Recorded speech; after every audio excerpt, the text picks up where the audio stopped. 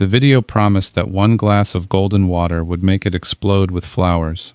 So you did everything right. You stirred in the turmeric, you soaked the roots, you repotted the plant exactly the way you were shown. And 2 months later, not one bud.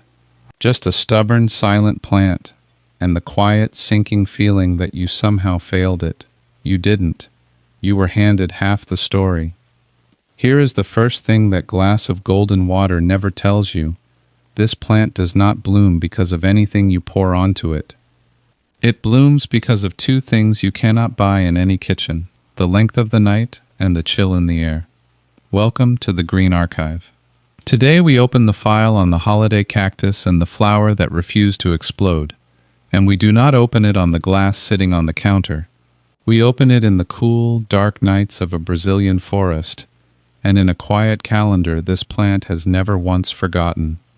First, make sure you even know the plant you are holding, because the wrong name sets the wrong clock. Almost everyone calls it a Christmas cactus, but look closely at the flat green segments. If the edges carry sharp, pointed teeth like tiny claws, you are most likely holding a Thanksgiving cactus, the one that wants to bloom in late autumn. If the edges are smooth and gently scalloped, rounded like little waves, that is the true Christmas cactus, which flowers a few weeks later. Most of the plants sold under the Christmas name are actually the Thanksgiving type. This is not trivia. The name tells you when the plant expects to flower, and if you are waiting on the wrong month, you will think it has failed when it is simply keeping its own schedule. Lock that in first, and tell me in the comments, which one is sitting in your window, the sharp, pointed teeth, or the soft, rounded scallops? Now the real question: why does this plant behave so differently from the spiny desert cactus on your windowsill? Because of where it comes from. This is not a desert plant at all. It is an epiphyte, native to the coastal mountain rainforests of southeastern Brazil, where it does not grow in the ground. It grows perched in the crooks and elbows of trees, its roots clinging to bark and a thin cushion of moss, wrapped in dappled shade and constantly moving air. That single fact rewrites almost everything you have been told about how to keep it. A plant whose roots evolved to grip open bark in the rain does not want to be buried in a heavy, wet mass of earth. Which brings us to the first quiet mistake. Half garden soil and half coconut coir sounds sensible, but garden soil packs down. It holds water in a dense, airless layer around roots that were built to breathe. And in that soggy, suffocating pot, the very roots you were trying to save begin to rot. An epiphyte does not want potting soil at all. It wants a loose, chunky, fast-draining mix, something closer to orchid bark, with a handful of perlite and coarse coir, a mix that holds a little moisture, and then lets the rest run straight through. Get the pot wrong, and you have quietly set the stage for failure, long before the question of flowers ever comes up. So what about the turmeric, the golden water, at the very center of this story? Let us read it honestly, because there is a grain of truth here, wrapped inside a much bigger promise. Turmeric contains curcumin, a compound that laboratory studies have shown can slow the growth of certain fungi and bacteria in a dish. Brushed or rinsed over a fresh cut, it may help keep that wound a little cleaner while it heals over. That is a real, modest, sensible use.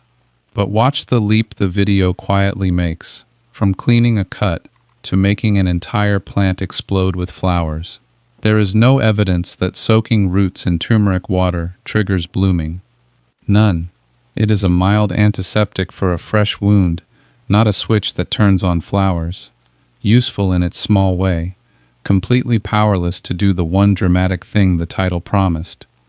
So if it isn't the turmeric, what actually makes this plant flower? Here is the answer the archive has been protecting. This is a short day plant, and it reads the calendar through darkness. To set buds, it needs roughly 6 weeks of long, unbroken nights, around 13 to 14 hours of true darkness every single night, paired with cool temperatures, somewhere near 50 to 60 degrees Fahrenheit. The plant is quietly measuring two signals at once: the lengthening night and the falling temperature. Give it both, and deep in the tips of those segments, buds begin to form. Give it neither, a warm room, and a lamp or a television glowing past midnight, and it will stay green and flowerless forever, no matter what golden water you pour on its roots. That is the secret hiding under the whole video. A single stray light in the room at night can break the signal, like a phone screen waking you at 3 in the morning. The flowers were never waiting on a spice. They were waiting on the season. And if a single missed signal can quietly cost you every last flower, it is worth staying with this file to the end, because the archive keeps one open for every plant you have ever been sold a shortcut for. And the rice water, poured on a few days later, the same pattern, smaller. Rice water carries a faint trace of starch and minerals, and used thin, and occasionally, it does little harm. But it is no miracle either. Pour it on too often, and it ferments in the pot, grows a film of mold, and invites a cloud of tiny gnats to the very plant you were nursing back to health. A light hand, now and then, never a feast. Now, look again at how that plant started the video, wrinkled, limp, its segments soft and tired. And here the diagnosis matters more than any recipe, because a wrinkled holiday cactus tells two completely opposite stories. Feel the soil, wrinkled and soft with the mixed bone dry, and the plant is simply thirsty, a good deep drink and it recovers. But wrinkled and soft with the soil still wet, and you are looking at the opposite emergency. The roots are rotting, they can no longer drink, and the plant is wilting in a pot full of water it cannot use. Same wrinkle, opposite cause, opposite cure.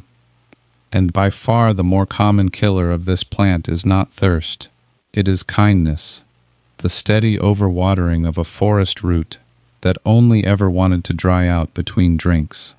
When in doubt, tip the plant out and read the roots. Firm and pale means healthy, soft and brown means rot, and no amount of golden water will reverse it. So here is the protocol the archive recommends. 1. Name the plant. Check the segment edges so you know whether to expect flowers in late November or closer to Christmas. 2. Pot it like the epiphyte it truly is, in an airy, chunky, fast-draining mix, in a container with real drainage holes. 3. Water only when the top inch has gone dry, then let it drain completely, and never let it stand in a wet saucer. 4. To bring the flowers, give it the autumn it is waiting for. About 6 weeks of cool nights and long, unbroken darkness, with no lamp interrupting the dark. 5. Treat turmeric as nothing more than a rinse for a fresh cut, and rice water as an occasional light drink, minor helpers, never the main event. Follow the plant's own logic, and it will bloom on its own. The glass of golden water was never quite a lie. It was a true story told only halfway. The cut without the calendar, the ritual without the reason, the promise of an explosion from a plant that only ever wanted a longer night and a cooler room. You came here for a flower. You leave as the gardener, who knows this plant once lived in the trees, who knows it reads the darkness like a clock, and who knows it will bloom the moment you finally hand it the season it remembers. That is what an archive is for, not to sell you a miracle in a glass, but to hand you the whole record. The next file is already on the table, so subscribe and open it with me. And if this changed how you will treat your holiday cactus this year, tell me in the comments. When yours went limp, was it thirsty or was it drowning? The archive stays open.